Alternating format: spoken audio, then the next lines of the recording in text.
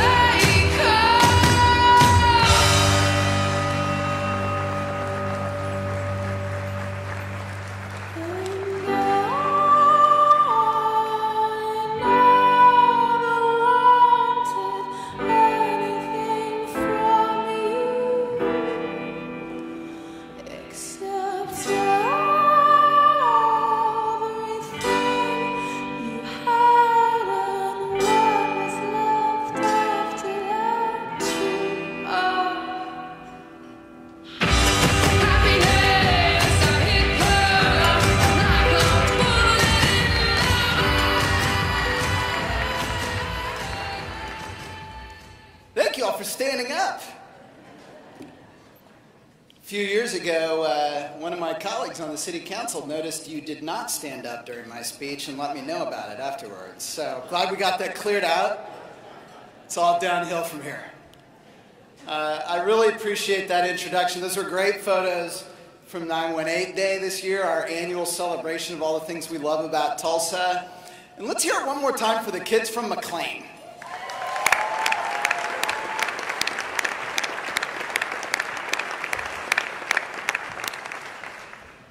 We have a lot to talk about today. When I began my time as mayor, I told our team that we have 4 or maybe 8 years to make the greatest impact on this city that we love, and we will never have another opportunity like this again in our lives. Well, I now have less than 400 days remaining as mayor, and I wake up every day. This morning I woke up at 2:30 in the morning, and that's not unusual, with a sense of urgency to get as much done as I can in the time that I have remaining to serve you. So we're doing a lot, but I use that term intentionally. We are doing a lot because I speak on behalf of a broad team that is working hard every day to make these things happen. Everything in my life starts with my family. I'm so thankful for the love, support, and inspiration that I've received throughout my time in this job from my entire extended family. Represented here, God, can't talk about my kids without getting choked up. They're represented here today by my wife, Susan, my daughter, Annabelle, who got out of school for this. My son, Robert, is taking a test, so he's not here. My mom, my sister, Maggie, and my brother-in-law, J.P. Thank you for being here today.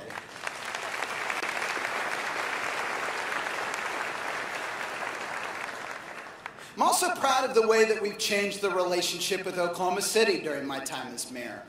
The reality is that we are more competitive nationally and globally when Tulsa and OKC work together. And that's a lot easier to do because one of my best friends happens to be the mayor of Oklahoma City, and he's here today. I want to thank Mayor David Holt for seeing what our two cities can accomplish when we work together, and for being a great partner with me in leading our 2 metro areas. Mayor, thank you.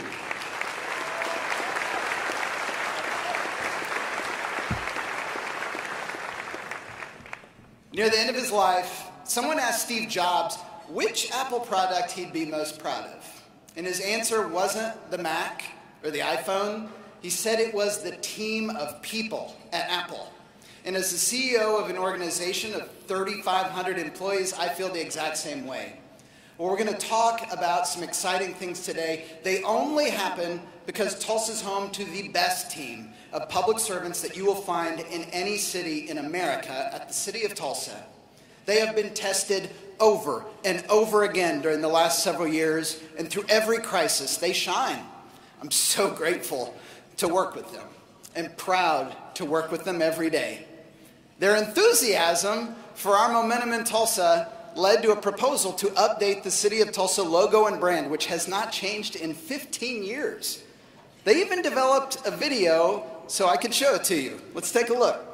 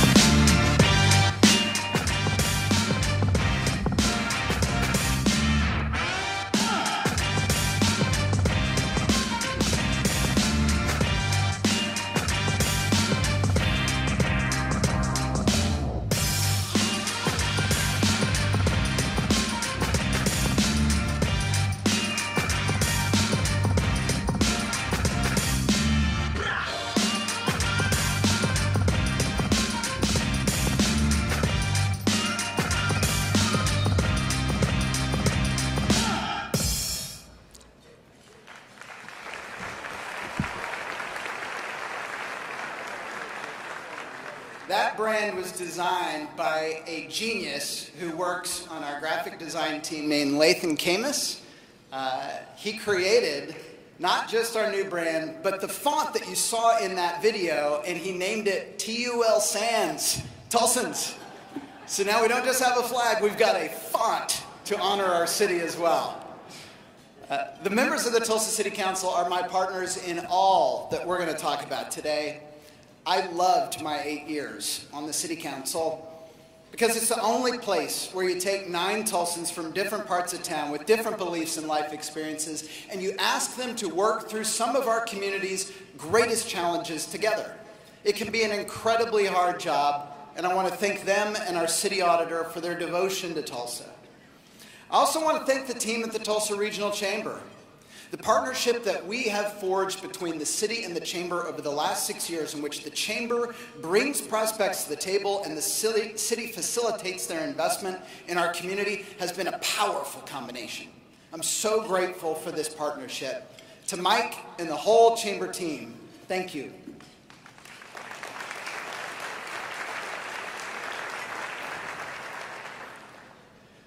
We're living through the biggest period of investment in Tulsa history right now.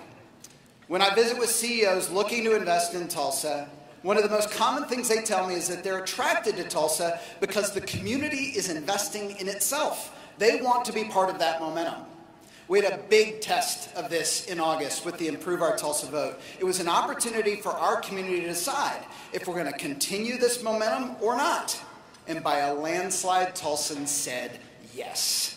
I want to thank everyone who played a part in yet another successful campaign. Oh yeah, also 200,000 people lost power this year for a week following the Father's Day storm. But our community pulled together and made it through. I want to thank the crews from PSO, the City of Tulsa, and the State of Oklahoma for their work to restore power quickly and then do the months-long cleanup the right way.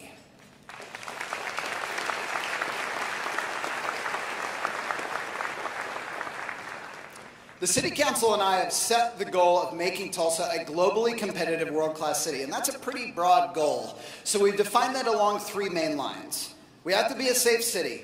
We have to be a city of opportunity for everyone, and we have to be a city where this generation of Tulsans is building the city they want to leave to the next. When it comes to public safety, we've made a lot of advancements over the last year, but I have one point I have to emphasize because I don't think people in Tulsa understand what a big deal it is. I want to talk about the Tulsa Police Department's homicide solve rate. That's the percentage of homicide cases in a given year that are solved by the local police department. Over the last 7 years, I've attended conference after conference all over America and heard mayors and district attorneys rave about how they've done so much to work to bring their homicide solve rate up into the 60 or 70% range. They talk about it in the context of showing how the local community trusts the police department.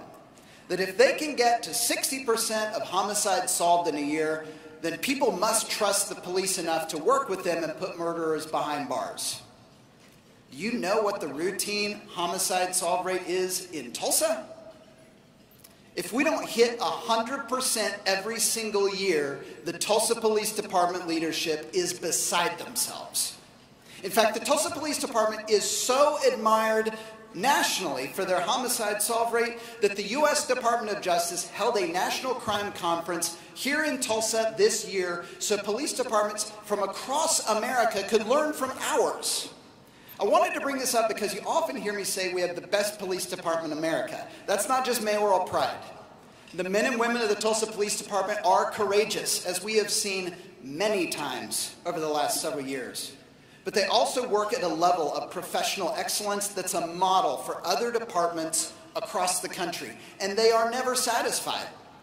Chief Wendell Franklin told me they needed a real-time information center, or an RTIC, to make the Tulsa Police Department even more effective, so the City Council and I funded it, and it went operational this year. Police officers have told me this is the biggest advancement in policing since they put radios in squad cars. To show you the capabilities of this new technology, I asked the TPD to provide 2 good examples of its work. Let's take a look.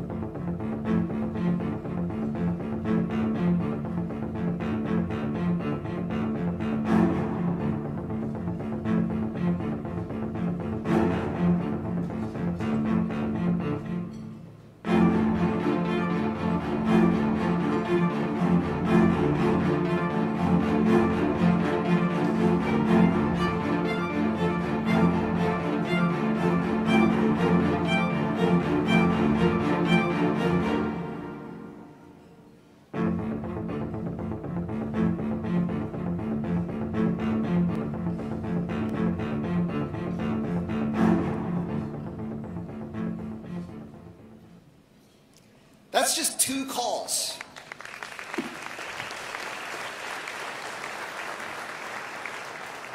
Two calls in which advanced technology helped our officers respond to something much more quickly in cases that might have not been able to follow up on at all. In less than a year, the Real-Time Information Center has assisted with over 1,800 calls and led to the recovery of nearly $1 million in stolen property, including 88 vehicles. It has assisted in the solving of multiple homicide cases. With the Real-Time Information Center in use, we will make Tulsa safer for our citizens and for our police officers. Similarly, the Tulsa Fire Department continues to be independently rated as among the very best in America, achieving the highest possible rating that determines your insurance rates for your homes and your businesses. The Tulsa Fire Department has become a crucial first responder for medical emergencies and is also leading some of the most innovative work that we're doing related to mental health response. I'll have more on that in just a moment. The top public safety concern I hear about from Tulsans these days, though, is homelessness. Tulsans want our neighbors experiencing homelessness to be in a safe environment, which means off the street, where they're subject to extreme weather and crime. To address this, we are revolutionizing the role of the city government in addressing homelessness. Historically, the city mostly served as a pass-through for federal funds to be allocated amongst service providers. It's clear that is not enough anymore. Our work on this front largely falls into 3 main categories: building more housing, getting help for people who want it, and enforcing our laws equally on everyone, regardless of their housing status. The City Council and I convened a task force to learn from experts where we can be most helpful. We met every week for the better part of the last year, and from that comes many of the programs that I'm going to talk about today. Everybody that we spoke with said Tulsa needs more housing. An independent study funded by the Ann and Henry Zero Foundation revealed that Tulsa needs about 13,000 new units of housing over the next 10 years. Fortunately, the free market will take care of about 80% of that. But 20% of it is housing that the private sector is not incentivized to build: homeless shelter space, permanent supportive housing, transitional housing, etc. This is where government has to play a role to get that housing built. In August, as part of Improve Our Tulsa, voters approved funds that, combined with other sources, allow us to establish a housing fund in excess of $100 million. This is the largest public commitment to housing construction in Tulsa history. Now that we know that what we have to work with, a separate study is currently being conducted under the leadership of the Tulsa Regional Chamber and the Tulsa Area United Way to identify how we can maximize every penny of that housing fund to get people off the street and into a stable environment where they can receive the assistance that they need. As for that other 80%, we're off to a great start with the private sector. In this speech last year, I challenged our community to spur and support $500 million in total housing investment over the next 2 years. Well, we won't need 2 years. I'm proud to announce today we exceeded that goal for housing investment in Tulsa in less than a year.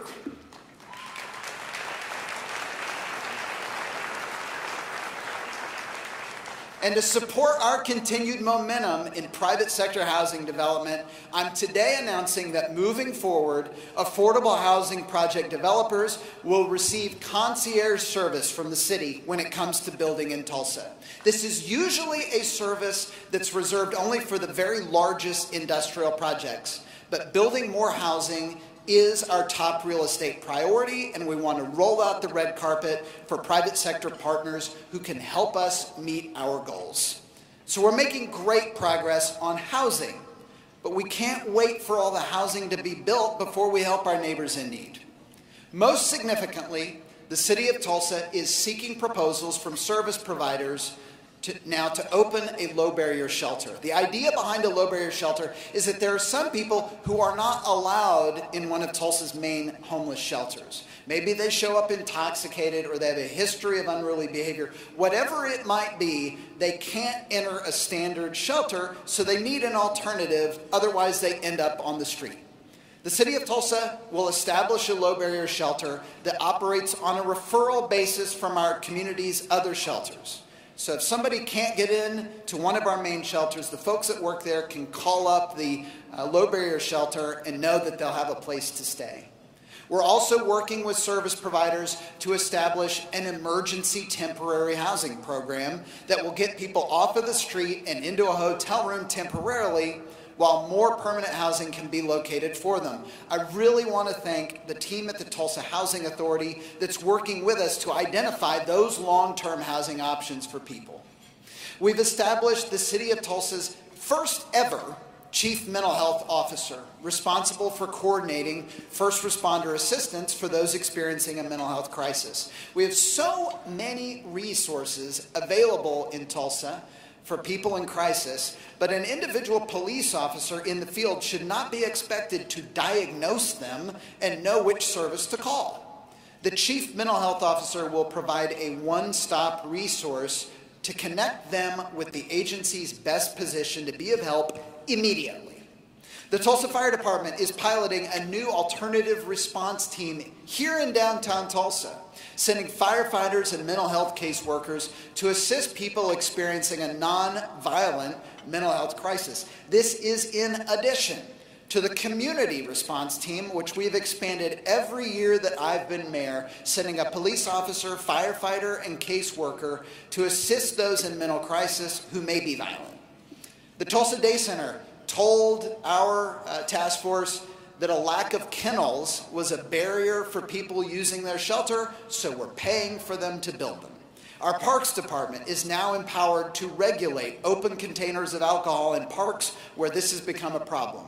We sought and received permission from the railroads to remove campsites from their property. We are seeking the same permission from the Oklahoma Department of Transportation and the Oklahoma Turnpike Authority. We are using city crews to enforce our ordinance that bans camping on public rights-of-way, and we're contracting with the nonprofit Center for Employment Opportunities to clean up sites where litter has been left. To date, almost all the work of these crews has been in response to citizen calls for assistance. But we found that when these crews are able to proactively target particular hotspots every day, the camping and litter in those areas goes away.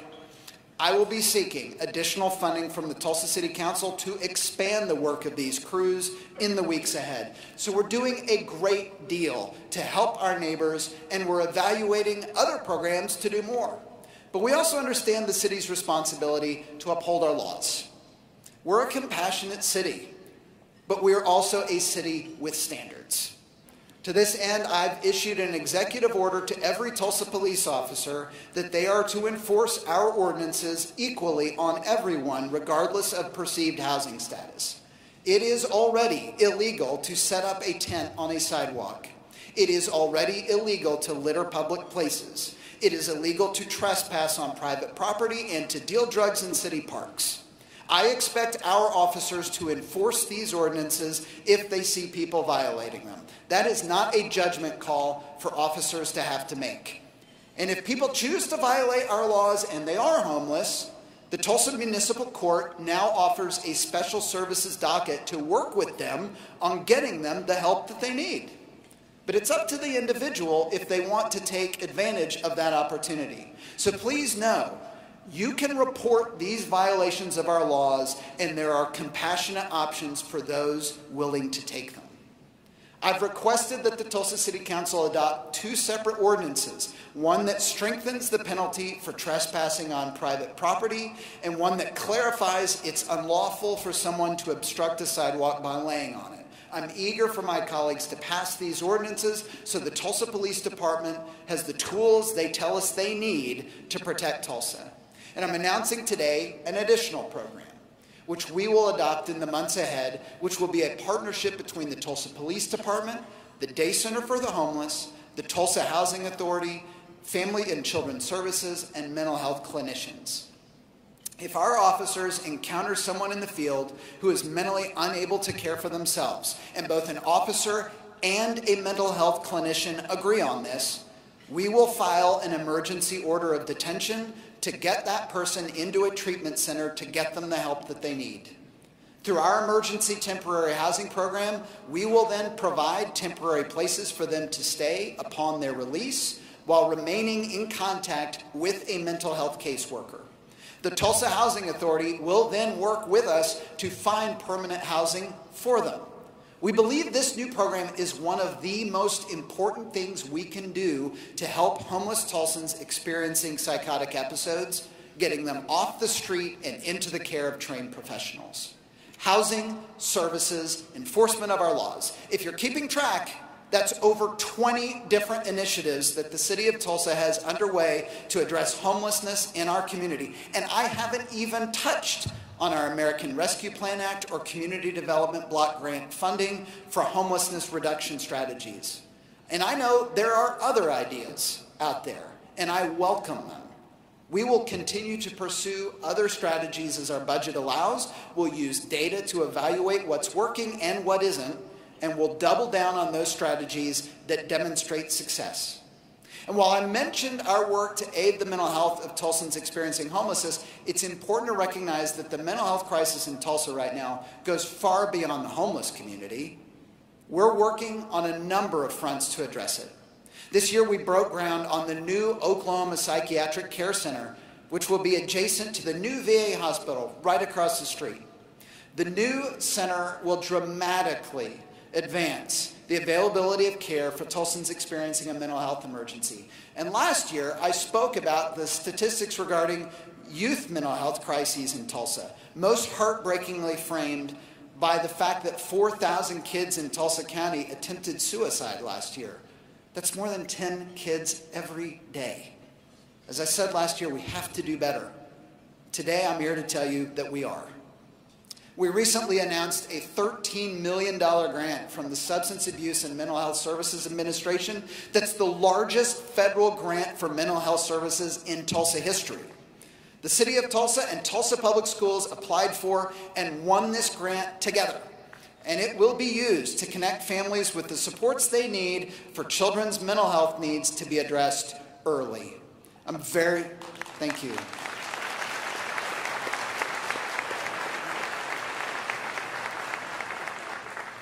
I'm very grateful for Tulsa Public Schools Interim Superintendent, Dr. Ebony Johnson, and her team's partnership on this, and for the leadership of the Healthy Minds Policy Initiative in successfully securing this game-changing grant. Similarly, I told you last year that we have an opportunity to fund a 24-hour-a-day, 7-day-a-week juvenile psychiatric crisis center, something we don't have in Tulsa. Just last night, the Tulsa City Council approved my request for a $1 million allocation to that project, which will help fund its construction. I appreciate our partners at Tulsa County who are working with us to build this facility, which will then be operated by the state and federal funds once it's open. This will be another resource to provide Tulsa children with the supports that they need. And while homelessness and mental health are top of mind for many of us lately, there's a major epidemic facing Tulsa that we have to confront. I'm talking about domestic violence.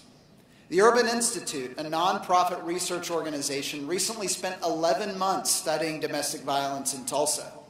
Among their findings was that in 2021, Tulsa County had nearly 6,400 domestic abuse crimes, the highest of any county in the state of Oklahoma. In 2022, the Tulsa Police Department reported over 17,000 911 calls related to domestic violence and over 1,200 arrests.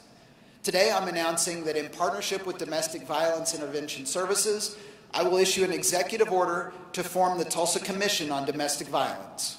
This commission will bring together service providers, law enforcement, educators, and leaders from city, county, state, and tribal government to decrease domestic violence homicides, strengthen cross-sector partnerships, and elevate community awareness around domestic violence so every Tulsan can play a part in preventing it.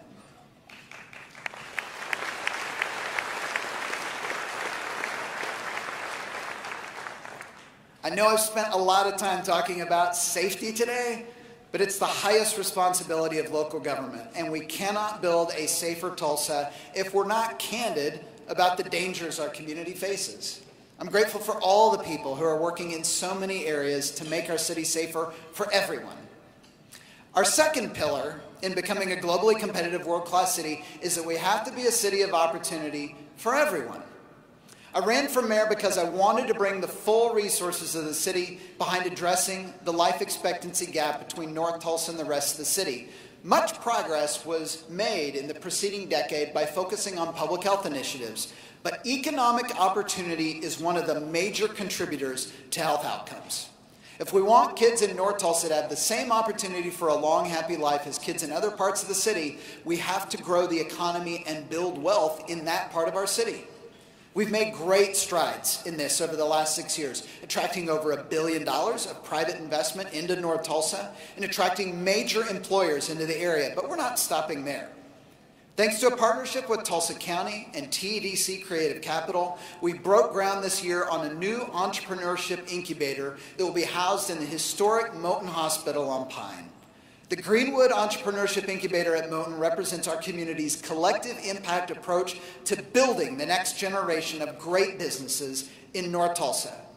We're also making progress on one of the most significant real estate projects in the city's history, the Kirkpatrick Heights and Greenwood Area Master Plan. The goal of this project is to transform vacant urban renewal land immediately north of the interdispersal loop into a vibrant mixed-use development. My message to North Tulsa community leaders was simple. The city and city authorities own the land, but we want whatever happens there to reflect the aspirations of North Tulsans and what they have for the site. So whatever North Tulsans decide is what we are going to do.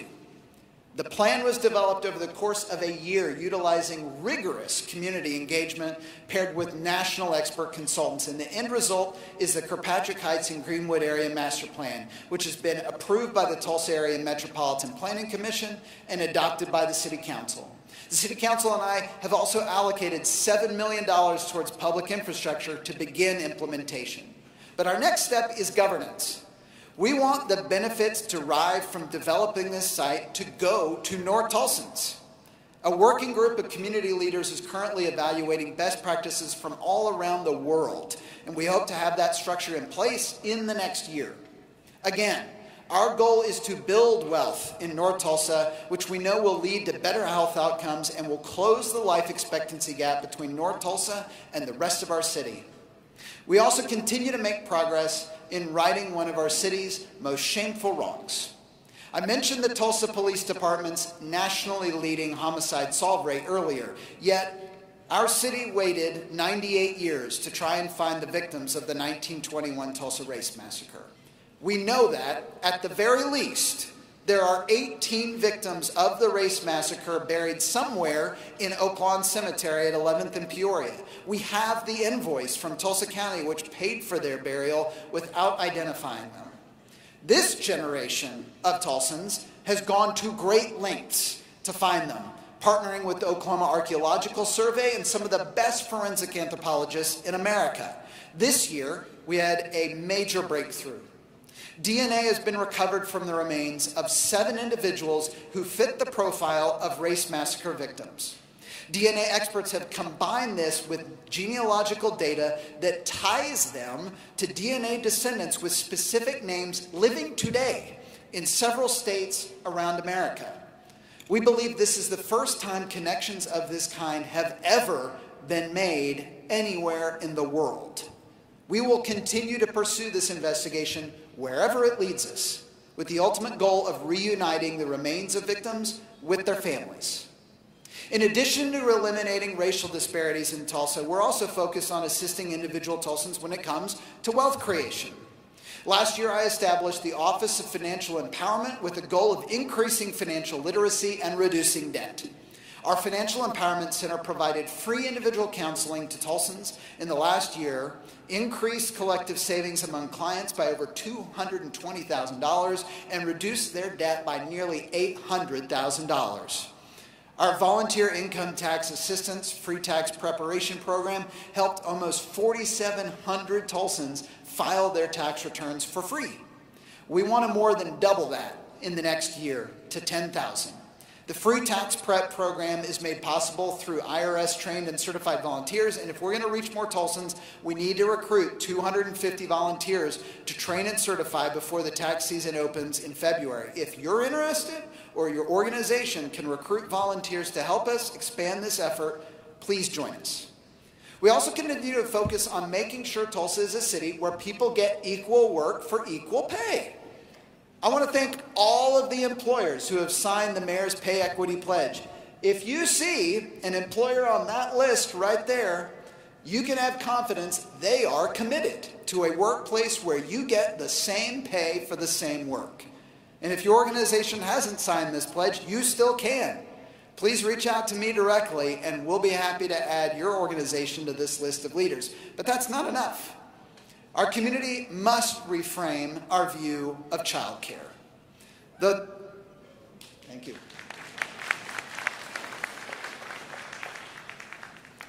Though the burdens of securing childcare often fall to women, childcare is not a women's issue. Childcare is an economic development issue. And our community's lack of childcare is holding Tulsa's economy back. The Tulsa Women's Commission is studying this issue and will be issuing a comprehensive assessment in 2024. But in the meantime, they have already identified some quick wins for employers. You can perform a survey within your organization to determine what would be most helpful to parents. You may be surprised to find easy adjustments like avoiding meetings which coincide with childcare drop-off or pickup, or providing your employees who are expecting parents with childcare resources. If you'd like to be a part of the Tulsa Women's Commission's work on this important issue, please shoot me an email directly at that address right there, mayor@cityoftulsa.org. When it comes to creating a city of opportunity, I have even more to share, but we're going to come back to that here in a sec. The third pillar is that we're building the city we want to leave to the next generation of Tulsans. Right now, 95% of everything Tulsans throw away at their homes is either recycled or converted to electricity. We're one of the greenest cities in America when it comes to household solid waste disposal. This year, we negotiated a 15-year contract with our trash-to-energy plant that will keep us in this leadership position. This year, we also signed one of the most historic and important agreements in Tulsa's history, forging a partnership with the Muskogee Creek Nation and the city of Jinx to build a lake in South Tulsa in the Arkansas River corridor, running from roughly 71st Street to 103rd. This lake will be transformative for our region, harnessing our greatest natural feature, the Arkansas River, for recreational opportunities and economic development. But more important than the lake, in my opinion, is how it's going to come about, through collaboration between a tribal nation and Oklahoma municipalities. I'm hopeful our three governments will establish a model for future cooperation that benefits the whole region. I especially want to thank my friend, Chief David Hill, who I know is here today, Speaker William Lowe, and Jinx Mayor Corey Box for working with us to make this happen. Chief, thank you.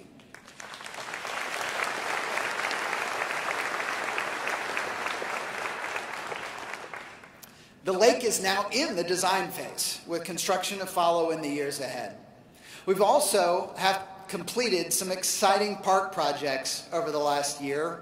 Two of my favorites would be the BMX track at McCullough Park in East Tulsa, probably the best BMX track for the public in the state of Oklahoma, and the new Hope Playground at Whiteside Park, which is specially designed so it can be enjoyed by kids of all abilities, side by side. It's a magical place. And when it comes to building things, we recognize that the city of Tulsa had room for improvement. So this year I reorganized city departments in one of the most wide-reaching reorgs in the history of Tulsa, all aimed at improving citizen engagement, project design, and seamless execution. Our goal when a street project is finished should not be relief. It should be delight. When you've spent that much money on that project. By better integrating the teams responsible for our work, I believe that we're better positioned to achieve that. And this has been a historic couple of years for Tulsa's emergence as a national leader in the advanced aerial mobility industry. Aviation and aerospace are undergoing the greatest period of innovation since the invention of the jet engine in the 1940s, driven by new advances in autonomy, connectivity, and electrification. There's currently no clear market leader in this industry, with more than 65% of aerospace companies headquartered outside of large tech hubs. Tulsa's legacy aerospace expertise, nationally recognized research at TU and OSU, and the appetite of local energy, healthcare, agriculture, and logistics corporations make Tulsa the perfect fit for the UAS and AAM markets. Tulsa is an ideal place to test, manufacture, and deploy this technology. Tulsa's expertise in this space is also being recognized by investors. Tulsa's Innovation Labs, backed by GKFF, has unlocked over $215 million in investment to grow Tulsa's tech economy with a commitment to advanced aerial mobility. Tulsa beat out hundreds of other cities across the country to receive a Build Back Better Regional Challenge grant from the U.S. Department of Commerce that, when you combine it with local dollars, is funding $70 million to establish a research center of excellence at OSU Tulsa, manufacturing facilities at the Port of Inola, and a drone testing corridor in partnership with the Osage Nation. And earlier this month, just a couple of weeks ago, Tulsa was designated by the U.S. Economic Development Administration as a tech hub following our application, which centered around drone technology. So much is happening very quickly to position the Tulsa region as the national leader in advanced aerial mobility. And if we're all pulling in the same direction, I'm confident we can do it. So I'm announcing today the establishment of a Blue Ribbon Commission to make Tulsa the drone capital of the world.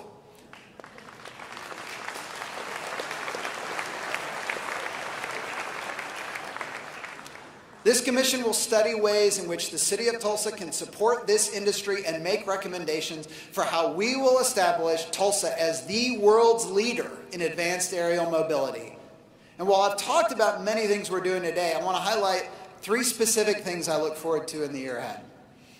First, we will finish construction on not one, but two once-in-a-century projects in Tulsa. First, the lake in the Arkansas River that people have been talking about since 1964 will open. I've been working on this for 15 years, and I believe the activation of the Arkansas River Corridor will be one of the most transformative things that our generation does for Tulsa. Instead of everybody getting excited for that one day a year we get to have the raft race, we will have a lake open for canoeing, kayaking, paddle boating, and recreational amenities along the shoreline that make it a regional recreational destination.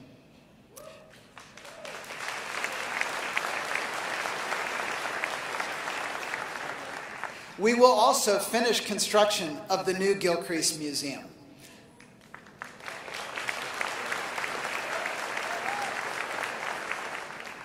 When finished, it will not just house the greatest collection of American art and history outside of the federal government.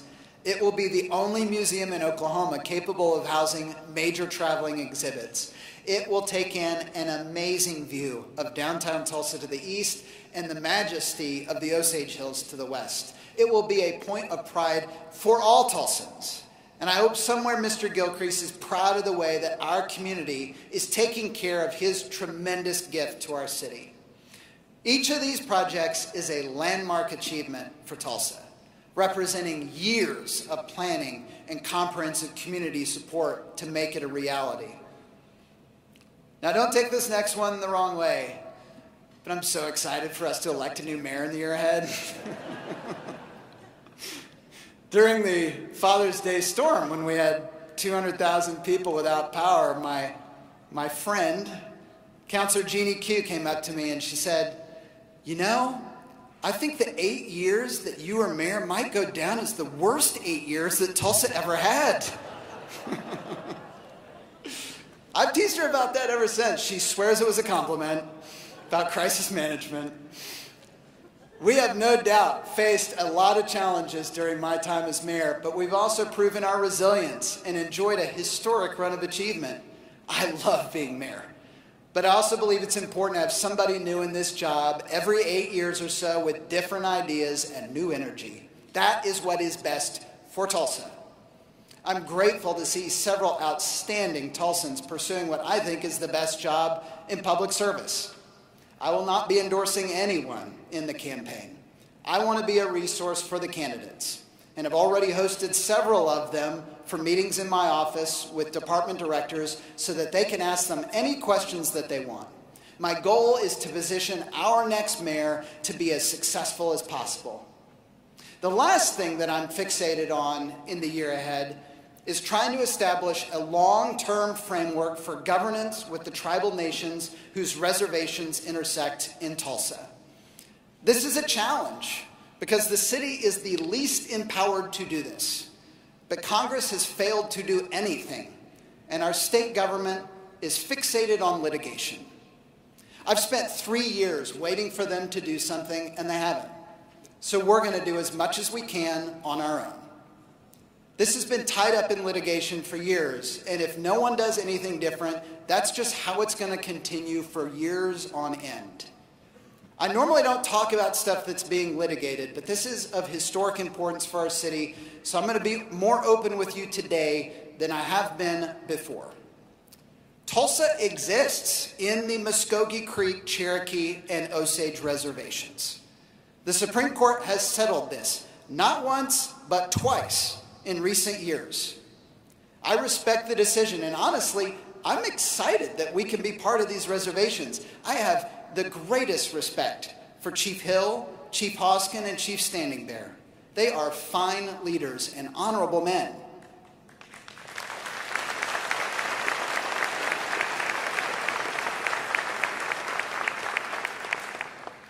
The challenge that we face is that the recent court rulings have thrown all of the systems of governmental interaction which were developed since statehood into confusion.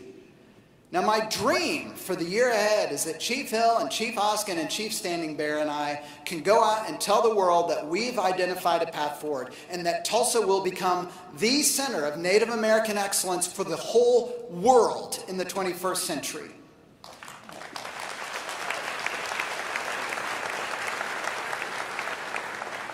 We are now the largest city in a reservation in America, so let's celebrate that. Let's make it a benefit rather than acting like it's a problem. I believe our main challenge as a city on this front is that we're only incorporated under the state of Oklahoma. Our laws and governance are not formally recognized by the tribal nations, even though their citizens vote in municipal elections just like anyone else. This creates short-term roadblocks. None of the tribal nations have a zoning code for Tulsa, or a building code for Tulsa, or an electrical code for Tulsa. If we didn't have those things in place, or if they only applied to some people and not to others, it would make our city a dangerous place. But I believe all of those things can be resolved with collaboration. The larger issue is that the city of Tulsa has a municipal code developed through democratic processes over 125 years of trial and error. This should be an asset to the tribal nations as it is to the state of Oklahoma. I believe the best way for us to resolve all of this is for the tribal nations to recognize the city of Tulsa as part of their nations, the same way the state of Oklahoma recognizes us. The state of Oklahoma delegates self-government to the city of Tulsa on any issue that they don't claim for themselves. If the tribal nations would be willing to do the same, we could move beyond the litigation that's been a source of antagonism for the last 3 years and shift our focus to building that international center of Native American excellence right here. I'm committed to meeting with my colleagues in the tribal governments as long and as often as I need in order to bring this framework about on fair terms. And I want to be crystal clear today. If we can implement that framework for tribal recognition of our municipal government, Tulsa will be out of the business of litigating the reach of tribal sovereignty altogether. Then we could be completely focused on our collaborative efforts, and Tulsans will benefit for centuries to come. To reflect our pride in Tulsa's Native American heritage, I've directed our team at the city to change the official city seal. Tulsa was founded in 1836 by the Muskogee Creek Nation, yet our seal only recognizes the date when the city government was incorporated in 1898. Our new seal has a revised arrowhead, which you can see here, which incorporates the date of 1836 into the design. I want to again thank our talented graphics team at the City of Tulsa for their work in developing this, and I want to thank Chief David Hill of the Muskogee Creek Nation who reviewed this design and approved this revision to our city seal.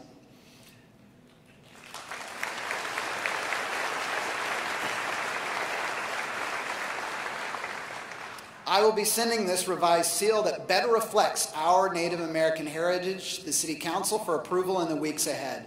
Moving forward, both our seal and all city letterhead will incorporate both the date of our founding by the Muskogee Creek Nation and our incorporation as the City of Tulsa. I want to close where I began, with our goal of making Tulsa a globally competitive world-class city. Much of what I've discussed today speaks to the excellence that we're pursuing in building Tulsa up, but I think it's important to recognize that we're truly becoming a global city. Tulsa is a destination for people from all around the world. Much of our work to be the best city in America for immigrants comes from the New Tulsans Initiative, a program I launched early in my administration. Through the New Tulsans Initiative, we've hosted citizenship ceremonies for over 1,100 of our newest fellow Americans. We're partnering with philanthropic foundations and nonprofits like the Tulsa YWCA to break down legal barriers to citizenship and translate degrees and certifications that allow immigrants to compete for jobs with the true qualifications that they earned. We've become a national model for refugee assistance.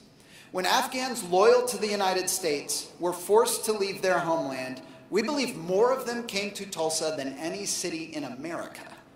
The work of Catholic Charities, the YWCA, B'nai Amunah Synagogue, and so many others led President Biden's top aide for refugee resettlement to come to Tulsa to see how we were handling it because he wanted to use us as a model for other cities around the country. Susan and I had dinner at the home of one young Afghan couple. He was a translator for the U.S. government in Afghanistan, and his wife was a doctor there. Their young son was born right before they came to America. And at our dinner, he told me how there are so many Afghans here in Tulsa who were professionals in Afghanistan, who worked in government jobs and in law enforcement, but many of them are having a hard time finding similar jobs here. Well, his statement struck me. Here are people who served their government but had to leave their homeland because of their loyalty to America. And I happen to be the CEO of a major government employer where they now live.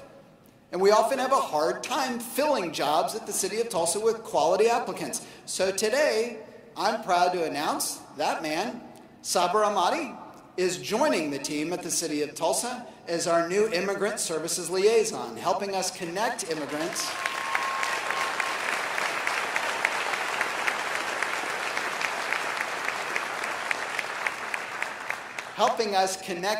with quality jobs available at the City of Tulsa. He is here today as my guest, and I want to thank him for his service to our country and his future service to our city. Saber, thank you.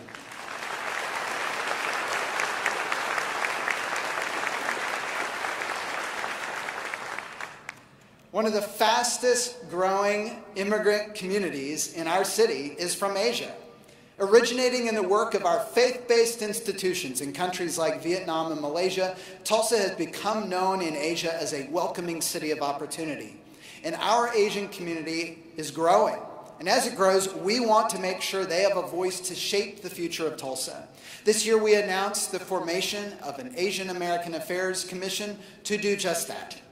We have implemented a language access policy at the city to make sure people can access city services regardless of the language they speak. All of this adds up to a city that strives to be worthy of the hope that immigrants have placed in Tulsa when they left their homeland for greater opportunity here.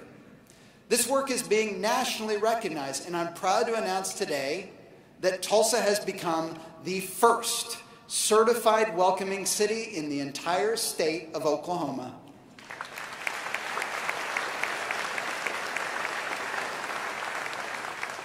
I want to thank all our community partners who are working to make us the best city possible for immigrants from around the world, and I look forward to welcoming America's official presentation of this recognition on December 6th. But being a global city isn't just about how it benefits us. Tulsa's America's most generous city, famous for being a people motivated by what we can do for others. I just returned about 72 hours ago from Tanzania, where we're working to establish our first sister city on the continent of Africa in Mwanza. The potential I saw there is a great example of this. About 2 decades ago, our fellow Tulsan, Chris Gates, founded a home and school in rural Tanzania for girls who are wards of the state. He called it Mainsprings. The purpose of the school was to create a safe place for these girls who had lost their families so they would not fall victim to violence or human trafficking. Since then, Mainsprings has expanded its work to provide high-quality education for impoverished children in a region where the public school classroom student-to-teacher ratio averages 200 to 1. Mainsprings works to break the cycle of poverty and create a sustainable future for every child who goes there. And the kids at Mainsprings are incredible people. They speak at least 2 languages, Swahili and English, and the work they're doing in applied science and math in particular is advanced. In a country with a strong ag economy, every student becomes an expert in sustainable agriculture. But the kids in the Home for Girls are always going to have a special place in my heart. They have experienced things in their lives which we would not want to imagine. Yet they are joyful, smart, funny, and inspiring. Every member of our group was moved by our time with them. They have great hopes for their future, and they're doing the work today that's going to make them leaders as adults. They have plans to be lawyers and doctors. One is on a path to play Olympic basketball. Her dream is to play in the WNBA here in the United States. I told her my dream is that she plays for the Golden Hurricane or the Golden Eagles first. Chris Gates keeps the U.S. office for Mainsprings right here in Tulsa, and I really wanted to single him out today for our city's thanks, but he's in Tanzania doing the work that he loves. Over the last 2 decades, hundreds of Tulsans have traveled to Mainsprings to volunteer, and over this time, it built a special relationship between our community and the major city for the metro area where Mainsprings exists, the city of Mwanza. And so as a natural outgrowth of that relationship, we're establishing our sister city with Mwanza, Tanzania, our first in the continent of Africa. I have so many takeaways from my time in Tanzania, but the biggest one was a reminder of how much people have in common around the world. Within the first 10 minutes of meeting Mwanza's Lord Mayor Sima, who quickly became a great friend of mine, we were talking about infrastructure, economic development, and opportunities for young people in our cities. I see great opportunities for Tulsa and Mwanza to work together on economic development, healthcare, tourism, and higher ed. The world can seem a pretty divided place right now.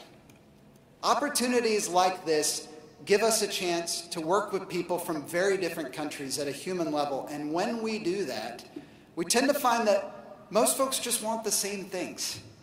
Things like security for their family, opportunity for the next generation, and a hometown that they can be proud of. This is one story in one country where the work of a Tulsan grew into something so much greater.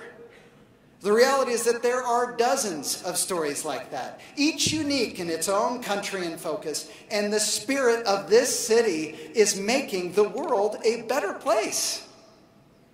We've covered a lot today because there's so much underway. It's an exciting time. I want to thank all of you for the parts that you're playing to build the best city that we can for future generations of Tulsans. Today, the state of our city is strong, and it is making the world a better place. Thank you.